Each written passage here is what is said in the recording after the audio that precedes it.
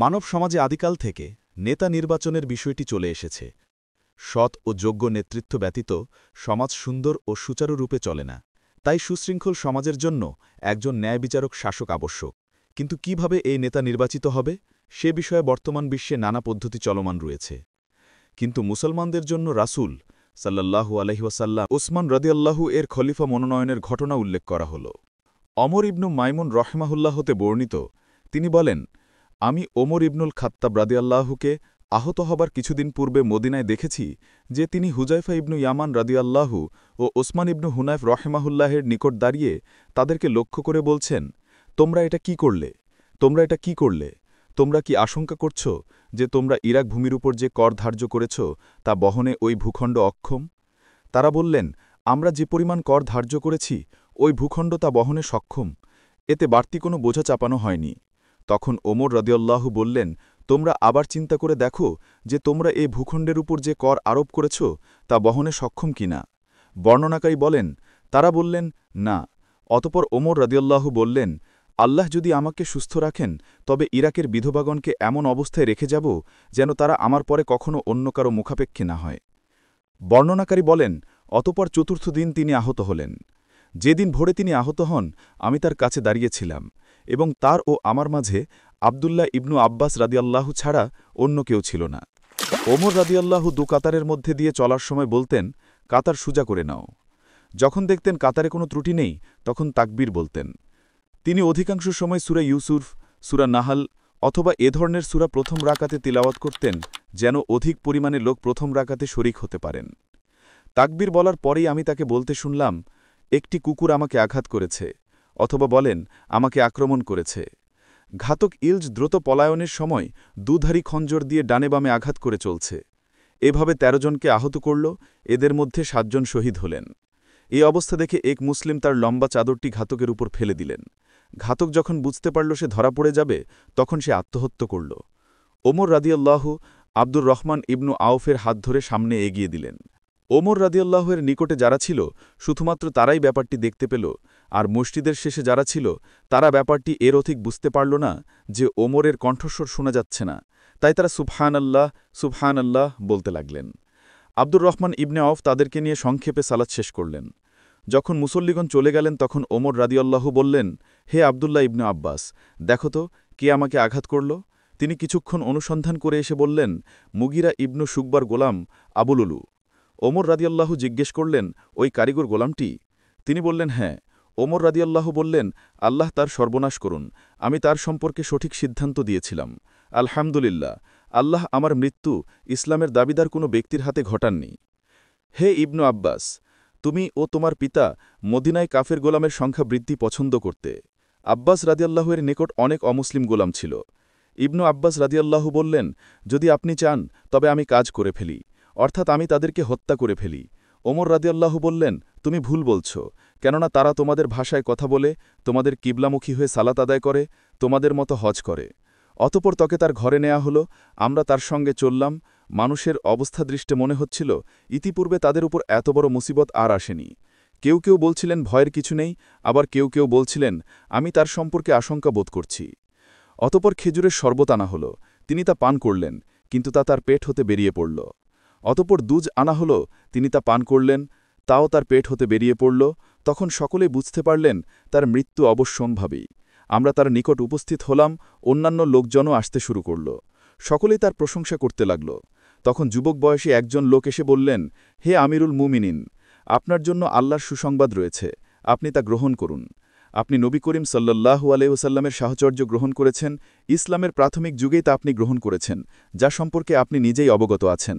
অতপর আপনি খলিফা হয়ে ন্যায়বিচার করেছেন, অতপর আপনি শাহাদাত লাভ করেছেন। ওমর রাদিয়াল্লাহু বললেন, আমি পছন্দ করি যে তা আমার জন্য ক্ষতিকর বা লাভজনক না হয়ে সমান সমান হয়ে যাক। যখন যুবকটি চলে যেতে উদ্যত হল তখন তার লুঙ্গিটি মাটি ছুঁয়ে যাচ্ছিল। ওমর রাদিয়াল্লাহু বললেন, যুবকটিকে আমার নিকট ডেকে আনো।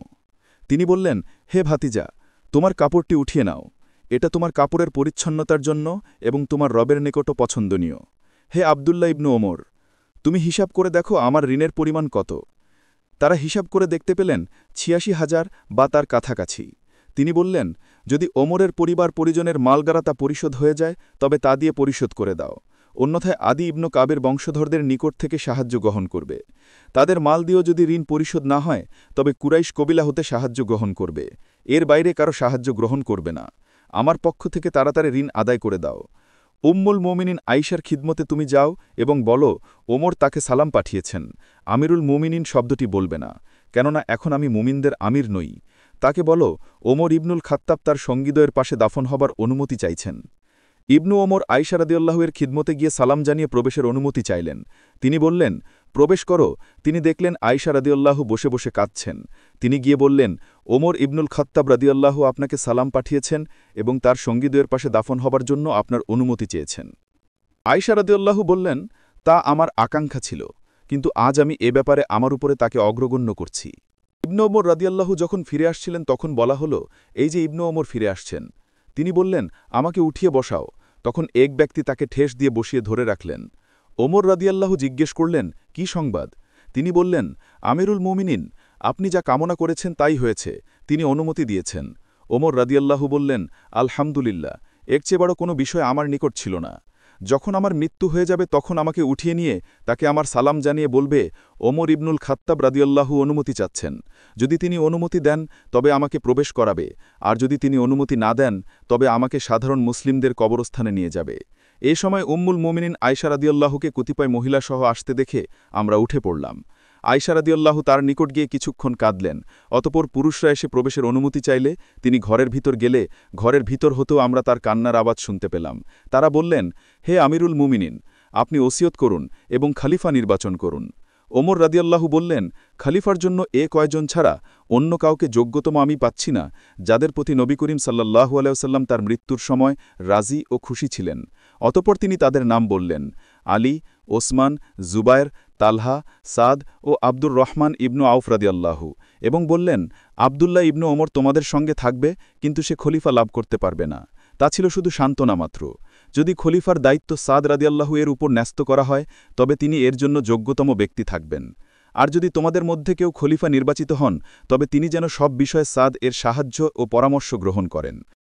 আমি তাকে অযোগ্যতা বা খিয়ানতের কারণে অপসারণ করিনি।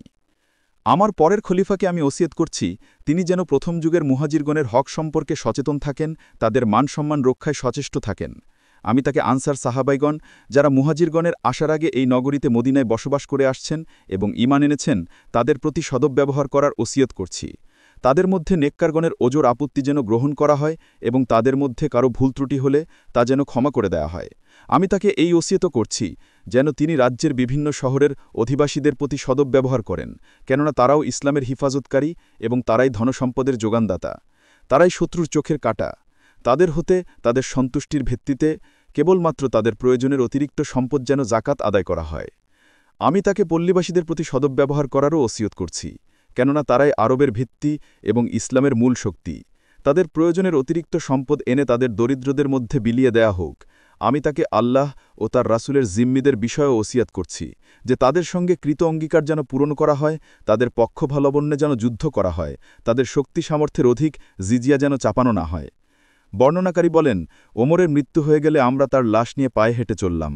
আবদুল্লাহ ইবনে ওমর আয়শা রাদিয়াল্লাহুকে সালাম করলেন এবং বললেন, ওমর ইবনুল খাত্তাব রাদিয়াল্লাহু অনুমতি চাচ্ছেন। আয়শা রাদিয়াল্লাহু বললেন, তাকে প্রবেশ করাও। অতপর তাকে প্রবেশ করানো হলো এবং তার সঙ্গীদ্বয়ের পাশে দাফন করা হলো। যখন তার দাফন কাজ শেষ হল তখন ওই ব্যক্তিগণ একত্রিত হলেন। তখন রহমান ইবনু আউফ বললেন, তোমরা তোমাদের বিষয়টি তোমাদের মধ্যে তিনজনের উপর ছেড়ে দাও। তখন জুবায়ের রাদিয়াল্লাহু বললেন, আমি আমার বিষয়টি আলী রাদিয়াল্লাহু এর উপর অর্পণ করলাম। তালহা রাদিয়াল্লাহু বললেন, আমার বিষয়টি উসমান রাদিয়াল্লাহু এর উপর ন্যস্ত করলাম। সাদ রাদিয়াল্লাহু বললেন, আমার বিষয়টি আব্দুর রহমান ইবনু আউফ রাদিয়াল্লাহু এর উপর ন্যস্ত করলাম। অতপর আব্দুর রহমান ইবনু আউফ ওসমান ও আলী রাদিয়াল্লাহুকে বললেন, আপনাদের দুজনের মধ্যেকার কে এই দায়িত্ব হতে অব্যাহতি পেতে ইচ্ছা করেন? এই দায়িত্ব অপরজনের ওপর অর্পণ করব। আল্লাহ ইসলামের হক আদায় করা তার অন্যতম দায়িত্ব হবে। কে অধিকতর যোগ্য সে বিষয়ে দুজনেরই চিন্তা করা উচিত। তারা চুপ থাকলেন।